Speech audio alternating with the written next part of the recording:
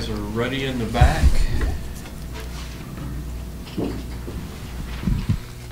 Marty, you good? Okay, Coach, if you want to open some comments, we'll go to questions. After reviewing the film and just living with a game on Sunday, there's usually clarity that comes. Disappointed that we didn't win the game, and frustrated that there were missed opportunities. I think a lot of the tension comes from a coaching perspective, as working hard to accelerate the program as fast as possible, then seeing maybe inconsistencies in areas that still need growth. I think the gap has been closed from our game against Indiana a year ago to this one. They were still the more physical team, offensive line and defensive line especially, and so I thought they controlled the line of scrimmages, which really kind of held the context of the game. We made enough plays and frequent enough to be in the game and didn't allow many points. Our special teams improved. As it came down to it, though, to go on the road and win, again, in a Power 5 conference against an opponent that I think is a solid opponent, there were still some deficiencies. And with that, left me disappointed and frustrated that we didn't win the football game, but also some clear takeaways on things that need to improve. And so, yeah, I'll take questions. Chris Glazer has become a jack of all trades on the offensive line. Was Chris someone who was on your recruiting radar when you were at BYU, and when he arrived here, did you immediately say this guy's going to be an offensive lineman, or could he have played on either side of the ball? He was not on our radar at BYU, at least not on my radar. Coach Tujay might have had him on his radar, but he wasn't on mine. He was highly recruited, and we felt lucky and privileged to get him. There was, and still occasionally, lobbying amongst coaches to have him on the defensive line as well, because he's a good athlete. He gives us depth at up to 3 positions offensively, which we certainly need on our offensive line. And yeah, really glad he's here. You mentioned just that you felt like Indiana kind of dominated the line of scrimmage. Is there a way, when you're playing other teams of that type of size and that type of athleticism, to kind of remedy that in the future? There is, and interestingly enough, we thought after our game 2 years ago, especially defensively, where they really struggled to run the football against us with the majority of their offensive line back, we underestimated some of the youth or relative inexperience that we had and inconsistencies. And so part of that is our own evaluation of our players, and then there's usually complements, meaning within the game plan there are movements or there are things that that counterattack that we really didn't think were necessary, but were implemented in the second half, which had a lot to do with them not scoring. But they weren't practiced during the week; they were actually implemented during the game. Guys like Joe Reed, Devontae Cross haven't been that I guess much used in the offense. Was that just because of a factor of the rain, or how do you look at that going forward? Yeah, we would love them to be integrated more, but simple separation from defenders, getting open more frequently to where they can be targeted more. There's still a lot of work that has to be done on both their parts of creating enough separation for the ball to get to them, and so position mastery is still something that both need to increase. What do you make of the 25 rushing attempts for Bryce? Is that too much, or? Yeah, I think it's about where it's going to be when you put scrambles in, which there's always going to be some of those based on protection holding or not holding, as well as designed runs. I think that's about where we're going to be. And he's doing a good job so far of not taking clean shots, not taking violent hits and sliding and getting down, as well as when he has open space, taking it. So, yeah, fingers crossed at this point. Coach, when you think about, and obviously every team will do it differently, but anticipating whether or not a team will kick to Joe, how does that factor into your game plan, your goals, your benchmarks? It really depends, really influences who we put at the off returner. And so we've had PK as an off returner. We also have Alameda as an off returner. So based on their confidence level, or what we anticipate their confidence level will be kicking to Joe, has a lot to do with who we put to complement him back there. It's been interesting, and you might have a different opinion after the different games that you've watched. I have not seen the kickoff rule affect college football at all yet this year. I haven't seen teams purposely take fair catches or fair catching the football to take it on the 25. I think almost every team believes they can return it past that, and so I haven't seen it affect the game yet. And so we weren't sure they would kick it to Joe, but it doesn't seem like they're afraid to right now. In your career, when you're getting ready to face a guy who's a noted returner, how hard is it, or does it matter that you take ego out of it? Like, how hard is it to not say, I'm a good coach, I've got good players, they can stop this guy, when you make that decision? Yeah, I think it's difficult, maybe not from the ego perspective of the coach, but possibly the message it sends to your players. Sometimes, especially early, you're working to build their confidence and still assess where you and we are as a football team, and sometimes to just say we're not kicking, it can work against the mindset of the team, meaning what does coach think we're not capable and that kind of thing. So it's a little bit tricky to manage. Coach, Joey Blunt, 13 tackles on Saturday, obviously developed in that area, but he admitted a couple times he panicked in coverage. Where is his development in that area? And I think that game shows exactly where he is. He's really productive. He's one of our best tacklers on the football team. He was the best special teams player last year on our team, mostly because of his tackling. Very instinctive, but inexperienced. And so those moments of panic where there was pass interferences or the ball caught, not quite enough volume, not quite enough seasoning, not quite enough repetition yet just to, oh, this is another play I'm going to make on the ball. It was, hey, here's the ball, here I am, and there haven't been enough of those situations yet for him to stay clean. But in terms of the instincts and the tackling, you don't get to the ball that frequently without those instincts, which are very close to what Quinn was like. Not only Quinn had an amazing ability to diagnose, but his study was excellent. He was really quick processor. Joey's instinctual, similar to that in a tackling capacity. He's just working on the coverage part. And you mentioned the physicality, but could you assess the overall play of your defensive line and how that affected the rest of the defense on Saturday? Yeah, inconsistent. So Richard Burney is becoming a bright spot, so he's improving and improving rapidly. Eli was where he was supposed to be when he was supposed to be there the majority of the time, but between Burney developing, Mandy developing, Jordan Redmond and Aaron Famui, there was enough inconsistencies up front to then have the backers be inconsistent off the front's fits, which usually then meant there was one gap to be found, and the running back with a little bit deeper set and out of pistol was finding that, and the inconsistencies, when I say gap integrity, that just means we could be one gap off, and they found that gap frequently, and that usually was because the defensive line was off a gap, which meant the backers then were off a gap, which then led to yardage, and plenty that didn't have to be there. Another question on Chris. He's one of several Polynesian players on the team. When you came here with your staff, did you think you'd be able to make inroads in that group in recruiting the way you have? You know, we really didn't anticipate, nor was it a point of emphasis. We were surprised that there was a willingness based on what we had done at BYU and existing relationships for coaches in Hawaii and families to want their sons to play for us. We thought it was too far, just matter-of-factly. But what we found is after some visits, even with players not coming, the word was back that that it's an amazing place. They already knew about our staff, and so what we're finding is for the right player and the right fit, this could be a really good place, and so that's how it's starting. Coach, I don't know if you know this or not, but there's a hurricane coming in this direction. There's no water in Richmond right now. How will you guys do anything differently this week, preparing for what looks at least at this point to be another washout kind of game for you? Will you do anything differently, and does that change your preparation at all this week? We'll just practice outside every chance we get.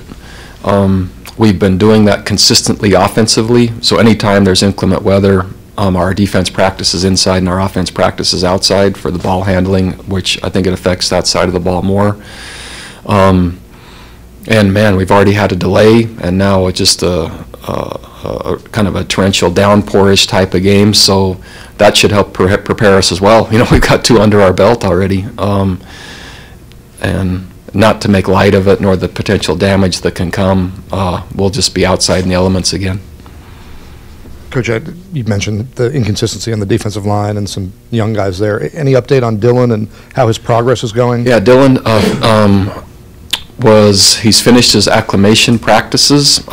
He did receive or did get a slight knee injury last week. I think I mentioned that to this group or some group last week.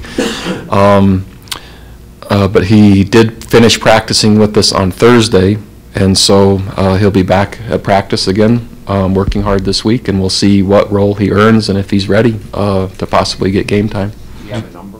He does not have a number. Do you anticipate using him in this game, or too soon to Well, say? yeah, it's a step-by-step process, right? You need a jersey to play, and so he's earning, and again, he's finished 5 practices is all, and so he has potential and he has capability. Otherwise, we wouldn't have brought him, and he's already shown that. But it also is something that, as you know, I like the earning process, and so I wish I could anticipate or say how long it's going to take, but we'll see. Bronco, kind of back to the weather, do you kind of come up with a plan A and plan B, one if it materializes and one if it doesn't, or an expanded playbook where you have a lot more things in there contingency-wise? Yeah, there's, I think I've alluded to it before, so I've kept the policy manual that, man, I update in real time every day, anytime there's changes in any situation that comes up. And so in there, man, there's cancellation, there's delay, there's 2 hours in the locker room, there's, if it rains for 2 days now, right when you get off the plane, to playing on the road to a stadium that's, has 10,000 people there. So every one of those scenarios goes in, and then you try to match it and predict as best as possible and use that plan going ahead. But yeah, the answer is yes, we have each one of those circumstances that can be anticipated. If we have experience as a staff, we use that, and if we don't, I call around to see what other people have done, and we design plans the best way possible. On the final drive on the play on which there was pass interference against Hassis, the foul occurred with 8 or 9 seconds on the clock. They effectively ran out the clock on the interception return after the foul. Does the official have any discretion on what to reset the clock to? Because it would seem like it should go back to when the foul occurred, which might have given you 2 plays in that situation. Yeah, it would seem like that. Is that just the rule? Do you know that? All I know is we were told it was a spot foul, and it's an we have 1 untimed down. That was what I was told. Back to your playbook thing for all these different contingencies. I think you mentioned to us maybe last week that you had never dealt with a 2 or 3 hour delay and kind of how to spend that time. What is in your manual now for how to spend that time? Yeah, that's a good one.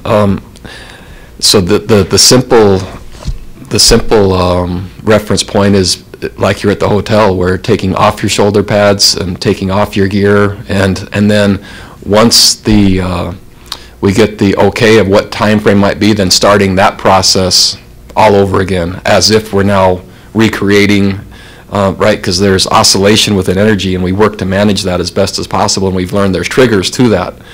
And simply by taking equipment off, there's a natural decline in that energy and the urgency, and by then rebuilding and putting it back on. And so, yeah, we're very clear on the marks, what time that needs to happen to give us enough time. So, yeah, I studied it after we went through it.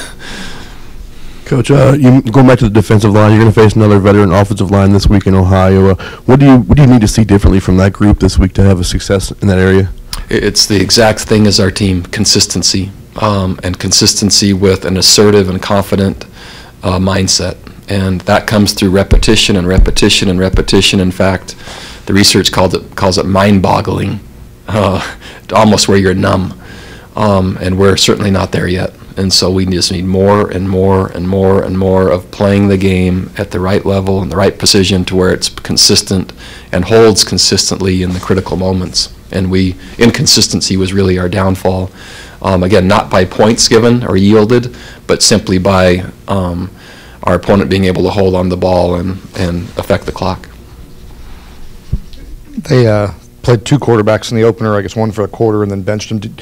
Is there a difference between those two guys, and what do you see there? What do you anticipate in your game? Well, really similar. Both quarterbacks are really similar. Their offense is very capable. They score a lot of points. As you watch them, the system is really well established. Frank Solich, he serves on the Board of Trustees, as do I, and so I've gotten to know him, and he's a really good coach, very good offensive mind, and it shows. I think they do a nice job.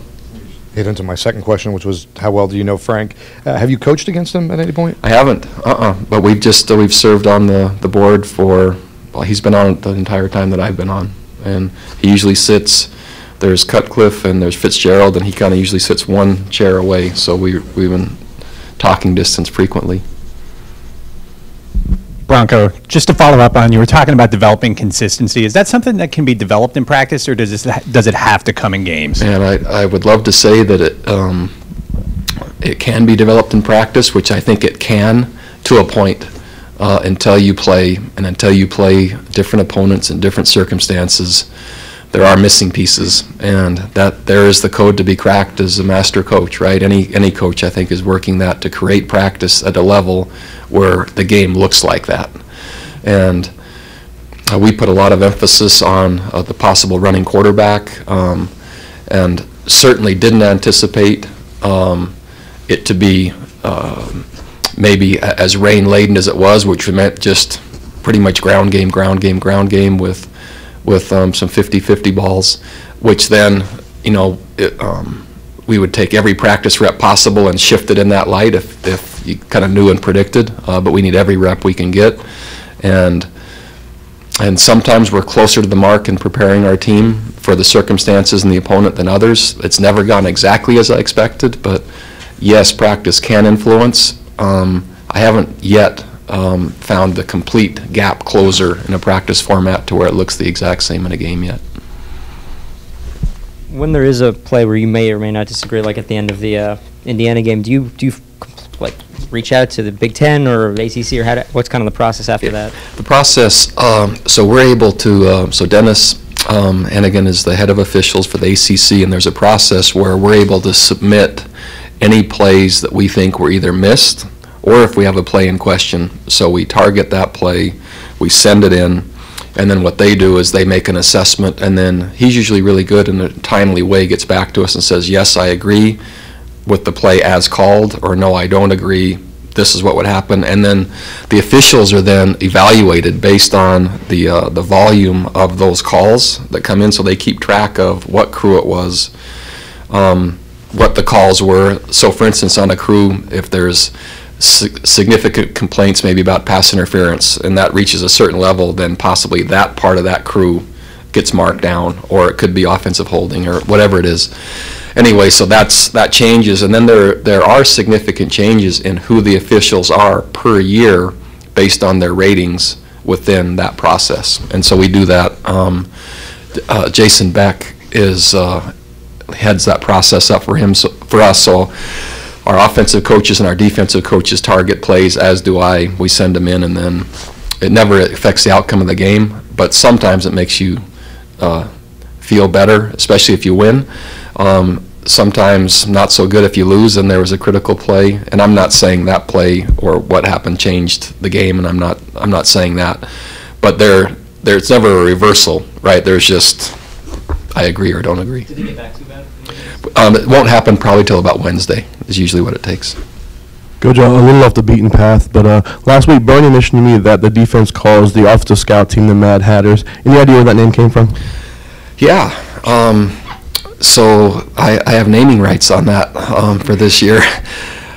When Coach Ruff, Coach McNeil was with us, he had a tradition of calling his players that were simulating the offense or defense of the week victory teams. And so we used that for a while, but if you've watched us practice or seen any of it, they're not the pennies you wear anymore. They're these stretch over hats, and when we pull them over, they're the color of our opponent. And so, and you hear frequently, get put on the hats. And so we like the idea as a developmental program of a mindset, and there's a scoring system for them to build a culture where, and we think you have to be a little bit angry that you're not playing, and a little bit of your chip on your shoulder that you have something to prove.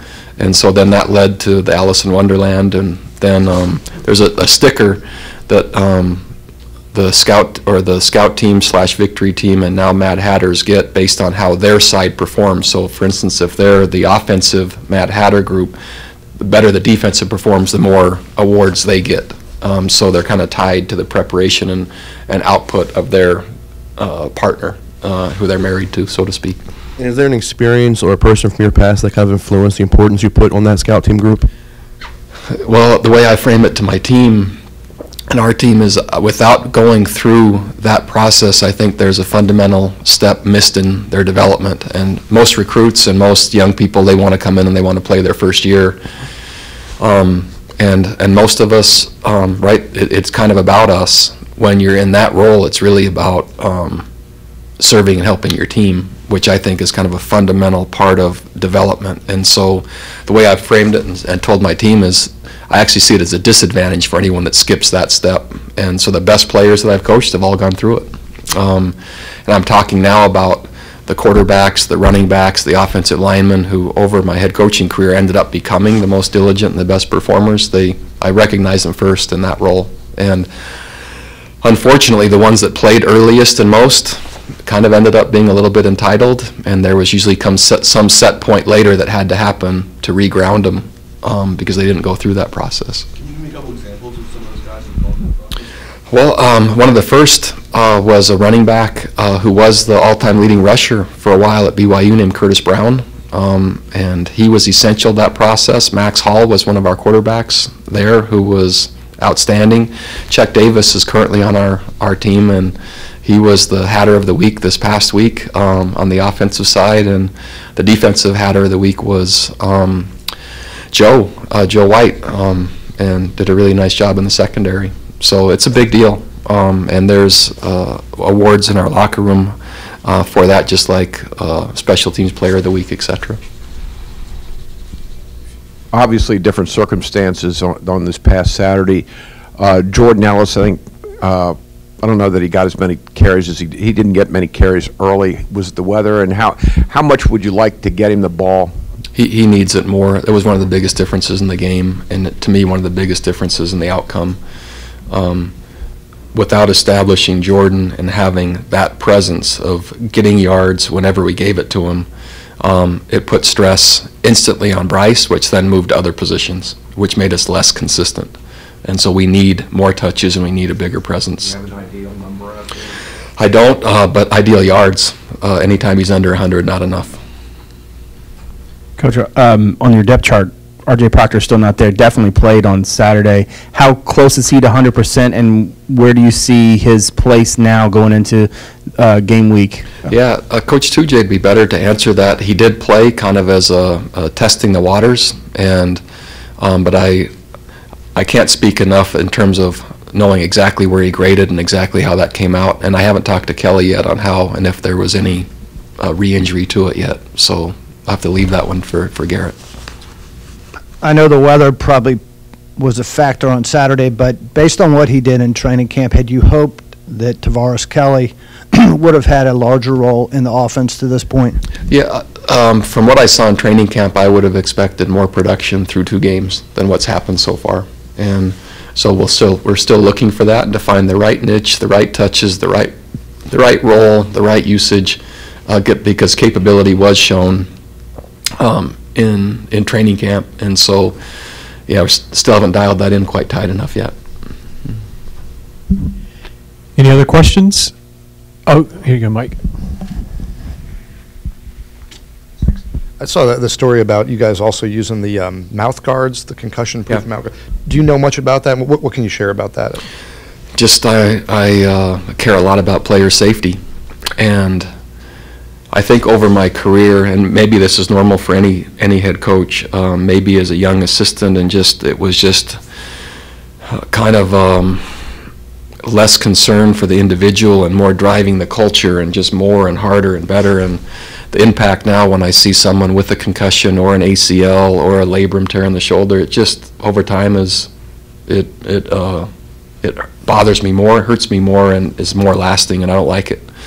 And so, yeah, anything that I can do to partner to get more information and data to make the game better, which part of better is safer, then we're willing to do. Have you had to pull people out so far because of feedback from those particular? No, and I don't know enough about it at this point to know if that data and if those readings were in real time, meaning I think this is data collection, which is then going to determine framework for inclusion or exclusion in the future. They're not providing feedback on a. Yeah. It's not like part of what they're studying is long-term data, so they haven't got back to us yet. Yeah, it's more collection rather than application at this point. Anything else? Okay, thanks. We'll have Chris Peace up first.